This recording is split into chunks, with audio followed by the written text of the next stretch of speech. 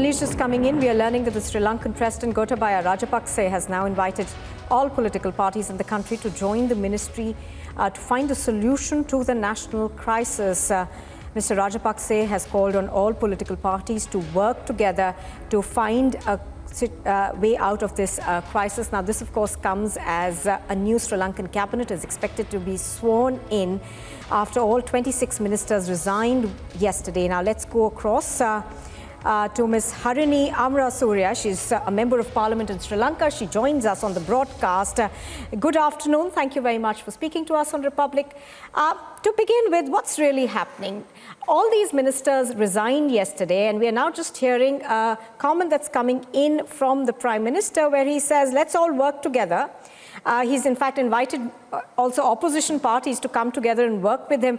How do you see the situation now emerging?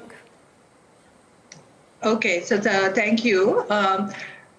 This is a result of the mass protests that have been going on for several days now. And the Prime Minister yesterday announced that there will be a new cabinet appointed, and there has been some discussion of either an interim government or a caretaker government coming into place.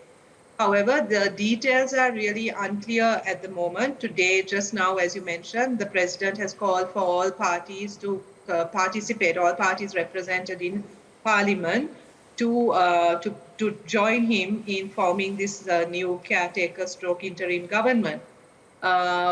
We haven't had any official notification yet of what this actually means.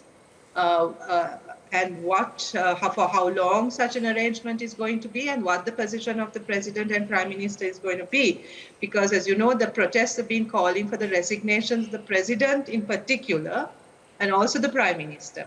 So I don't think the public will be satisfied with a continuation of the same leadership. Their demands are for the President to resign as well, and also for all the Rajapaksa family members in the cabinet to resign also. So the public have also started since yesterday and this announcement of a caretaker government being calling for the government to ensure that those who've engaged in corruption and fraud are held to account.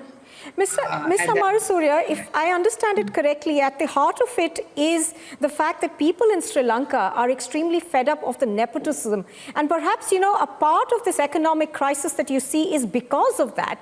But what we're not hearing from the government yet, and the President and the Prime Minister, is how they intend to get out of the situation.